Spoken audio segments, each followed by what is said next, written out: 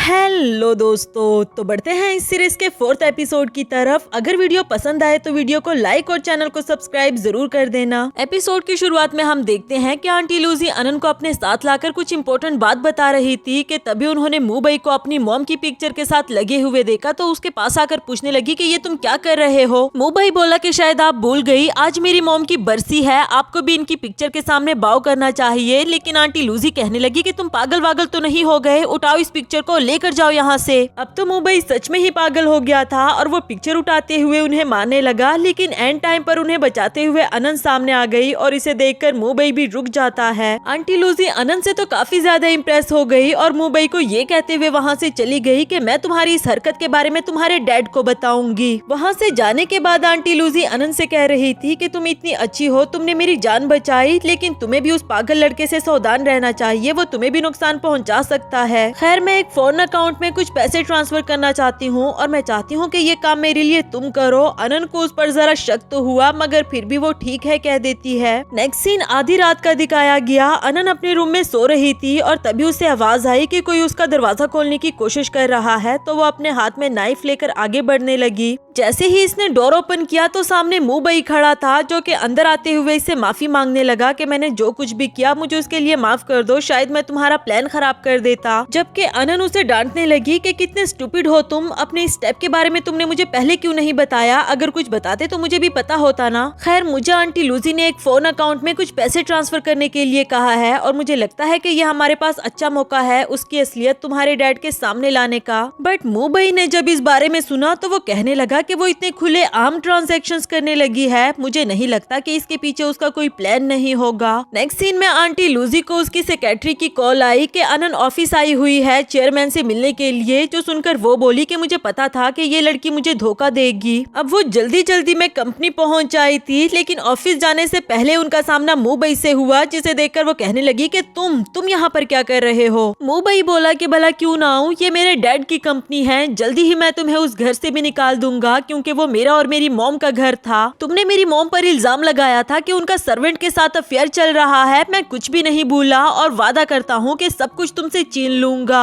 Aunty लूजी उसकी बातों को इतना सीरियस नहीं लेती कि जा जब तेरे में इतनी हिम्मत आ जाए तब मेरे पास आना, और फिर वहाँ से ऑफिस की तरफ रवाना हो गई। इंटर होते साथ ही पूछने लगी कि अनंत तुम यहाँ, तुम्हें तो मैंने बैंक भेजा था ना। वो बोली कि जी हाँ आंटी, असल में अकाउंट में कुछ मसला था जो कि सॉल्व करने के लिए मैं यहाँ आई हूँ, और मैंने बताया है अंकल को कि आप फॉरेन कंट्री के अनाथ बच्चों को फंड भिजवा रही हैं। ये देखकर तो आंटी और भी ज्यादा इम्प्रेस हो गई कि इसने मेरे सीक्रेट पर पर्दा रखा। मिस्टर हाउजिन के सामने उसकी तारीफें करने लगी कि अनंत कितने अच्छे से काम कर रही है, इसे ही हमारे घर की बहू बनना चाहिए। कहीं न कहीं मिस्टर हाउजिन को भी ऐसा ही लग रहा था। घर आकर वो अनंत से सवाल करती है कि तुमने मिस्टर हाउजिन से झूठ क्यों बोला, तो वो बोली क्योंकि मैं कभी भी आपको नीचा नहीं दिखाना चाहती, मैं अपनी औकात जानती हूँ और कभी भी आपको मुझसे कोई शिकायत नहीं होगी। उसके रूम में जाने के बाद आंटी लूजी स्टीवन से कह रही थी कि ये लड़की कुछ ज्यादा ही चालाक है, लेकिन खैर हम भी देखते हैं इसकी चालाकियाँ आखिर कहाँ तक जाती है। नेक्स्ट सीन में अनंत मुंबई का शुक्रिया अदा कर रही थी कि तुमने मुझे पहले से ही गाइड कर दिया था, और मुंबई बोला कि आज से 25 साल पहले मेरी मॉम हाउस फैमिली में एक मामूली सी नौकरानी थी। मेरे डैड उनकी ब्यूटी की तरफ अट्रैक्ट हो गए थे और ऐसे में पैदा हो गया। लेकिन ये लूजी, इसने मेरी मॉम को ड्रंक करके ट्रिक किया और मेरे डैड के सामने ये साबित कर दिया कि मेरी मॉम का एक दूसरे सर्वेंट के साथ अफेयर चल रहा है। इस वजह से डैड ने मुझे और मॉम को घर से निकाल दिया। काफी टाइम के बाद मॉम की इलनेस की वजह से डेथ हो गई और डैड को रियलाइज हुआ कि मैं उन्हीं का ही बेटा हूँ, इसलिए मुझे घर में वापस ले आए और हमेशा मैं इलिजिटिमेट बेटा कहलाया गया। लेकिन मैं लूजी की चालाकियों को कभी भी नहीं भूल सकता। आज पहली दफा अनंत को उसके लिए काफी ज्यादा बुरा लगने लगा और उसे तसल्ली देते हुए कहती है कि तुम फिक्र नहीं करो, लूजी का सच हम जल्दी ही सबके सामने ले आएंगे। दूसरी तरफ लीना को दिखाया गया, जो कि चोरी छुपे स्टीवन से मिलने के लिए आई थी, जबकि वो बोला कि तुम यहाँ पर क्या कर रही हो, अगर डैड ने देख लिया तो। खैर ये बताओ कि जो काम करने के लिए मैंने तुम्हें कहा था वो कर लिया क्या। लीना बोली कि हाँ तुम्हारा काम मैंने बहुत अच्छे से कर लिया, इसमें डैड ने भी मेरी हेल्प की थी, अब तुम्हें नहीं लगता कि तुम्हें मुझे कोई रिवार्ड देना चाहिए। स्टीवन मजे मजे से उसे टेरेस लाने लगा था, जबकि यहाँ तो मुंबई और अनंत खड़ी थी। इन्हें अचानक से ये देखकर समझ नहीं आती कि आप क्या करें। मुंबई अनंत को सॉरी करते हुए उसके साथ जबरदस्ती करने लगा, जबकि वो चिल्लाते हुए कहने कहने लगी कि ये तुम क्या कर रहे हो, तुम पागल हो गए हो क्या। उसकी आवाज सुनकर लीना और स्टीवन दोनों पहुंच आए और ये सारा सीन देख लिया। इसके बाद नेक्स्ट सीन में मुंबई को डैड के सामने हाजिर किया जाता है। स्टीवन और लीना दोनों ही इन पर इल्जाम लगा रहे थे कि इनका आपस में अफेयर चल रहा है, जबकि अनन बोली कि मैं तो छत पर खुली हवा लेने के लिए गई थी, मगर ये आपका बेटा ही मेरे साथ जबरदस्ती करने लगा। आंटी लूजी कहने लगी कि तुम्हें शर्म नहीं आती अपनी होने वाली भाभी के साथ ऐसा कुछ करते हुए, जिस पर मुंबई कहने लगा कि होने वाली भाभी है ना, हुई तो नहीं, और मेरा भाई कौन सा इससे शादी करने वाला है। तभी बीच में स्टीवन भी बोल पड़ा कि मेरी मर्जी, मैं इसे शादी करूं या ना करूं, अब तो मैं इसे पक्का शादी करूंगा, लेकिन जो तुमने किया है तुम्हें इसकी सजा मिलेगी। डैड उसकी सजा स्टीवन पर छोड़कर वहाँ से चला जाता है, जबकि वो अपने हाथ में डंडा लेते हुए उसे कहने लगा कि अगर मैं ज्यादा जोर से मारूं तो मुझे माफ कर देना। मुंबई ने उसके सामने अपनी शर्ट उतारी और कहने लगा कि मैं भी तो देखूं तुम में कितना जोर है, जिसके बाद स्टीवन ने उसे मारना शुरू कर दिया। इवन के अनन भी सिर्फ देखती रही और उसे रोकती नहीं। मार खाने के बावजूद भी मुंबई यही कह रहा था कि जल्दी ही ये घर और इवन के ये लड़की भी मेरी हो जाएगी। स्टीवन को तो बहुत ज्यादा गुस्सा आया, मगर आंटी लूजी ने उसे रोक दिया कि इसे खामखा जान से मारने का कोई फायदा नहीं, इसलिए जाने दो इसको। नेक्स्ट सीन रात का दिखाया गया, जहां रात के अंधेरे में अनन मुंबई को मेडिसिन देने के लिए गई थी और ऊपर से उसे आंटी लूजी ने भी देख लिया। अब तो उनको पक्का यकीन हो गया कि अनन सिर्फ उनके साथ होने का नाटक कर रही है, असल में तो उसका प्लान ही कुछ और था। नेक्स्ट सीन सुबह का दिखाया गया, जहाँ ये माँ बेटा दोनों ही मिस्टर हाउजिन के सामने ऐसा दिखा रहे थे जैसे हमें मुंबई की बहुत फिक्र है, लेकिन पता नहीं वो इतना जिद्दी क्यों है, किसी की बात भी नहीं मानता। बातों ही बातों में स्टीवन बोला कि डैड मेरे भाई को तो बिजनेस में कोई इंटरेस्ट है नहीं, अब मुझे लगता है कि मुझे ही आपकी हेल्प करनी चाहिए, क्यों ना मैं शिनशान रिजॉर्ट्स के प्रोजेक्ट का प्रेसिडेंट बन जाऊं, इस तरह आपकी हेल्प भी हो जाएगी। मगर ये बात अनन को बिल्कुल भी अच्छी नहीं लगी, जबकि डैड इस बात से काफी ज्यादा खुश हुए कि मेरा बेटा कितना समझदार हो गया और मेरी हेल्प करना चाहता है। असल में तो ये उन दोनों माँ बेटे का प्लान था।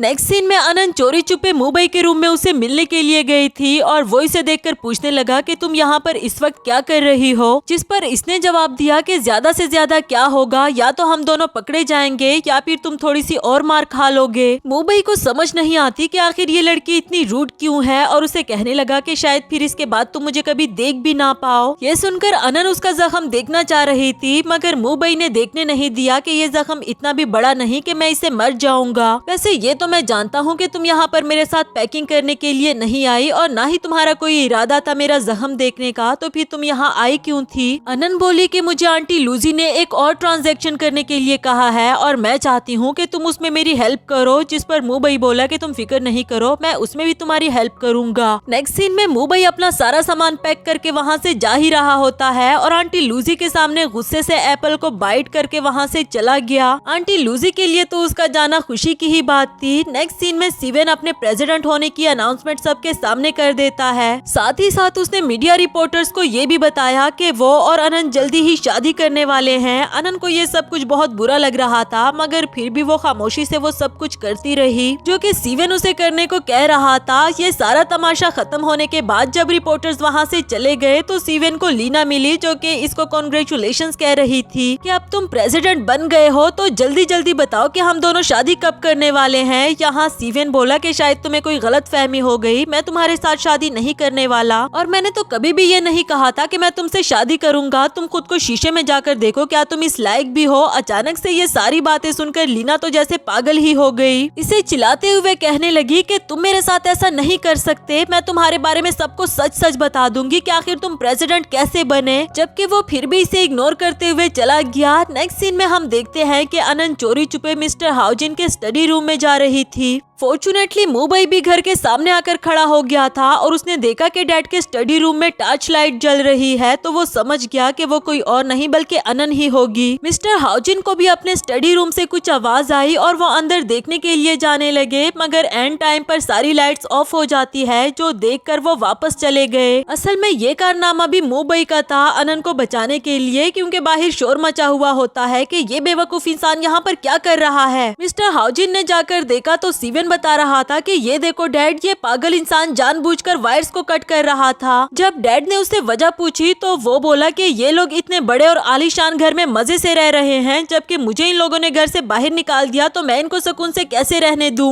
डैड भी उसे बुरा भला कहते हुए अंदर चले गए, जबकि अनन ने जब उसे देखा तो वो भी समझ गई थी कि मुंबई ने ये सब कुछ क्यों किया। नेक्स्ट सीन में आंटी लूजी अनन से पूछ रही थी कि रात को जब लाइट गई तो मैंने सर्वेंट को तुम्हारे रूम में भेजा था तुम्हें ढूंढने के लिए, मगर उस वक्त तुम अपने रूम में नहीं थी। वो बोली कि जी हाँ आंटी, क्योंकि मैं नीचे आ गई थी। उसे लगा कि आंटी को मुझ पर शक हुआ है और पूछने लगी कि क्या मैंने कुछ गलत किया, और आंटी लूजी बोली कि नहीं नहीं, मैं तो बस ऐसे ही पूछ रही थी। खैर ये एक और ट्रांजैक्शन है, इसे भी तुम्हें पहले वाले की तरह ही करना होगा। लेकिन पता नहीं क्यों इस बार अनन को कुछ अजीब लग रहा था। इसके बाद जब वो ट्रांजैक्शन करके वापस आई तो आंटी लूजी, स्टीवन और मिस्टर हाउजिन सामने ही बैठे थे। अनन ने सवाल किया कि क्या हुआ, जिस पर स्टीवन बोला कि तुम कितनी बोल्ड हो, अभी भी तुम्हें इतनी हिम्मत है कि तुम वापस आ गई। अनन को उसकी ये बात कुछ समझ में नहीं आती और इसी के साथ हमारा ये वाला एपिसोड भी खत्म हुआ।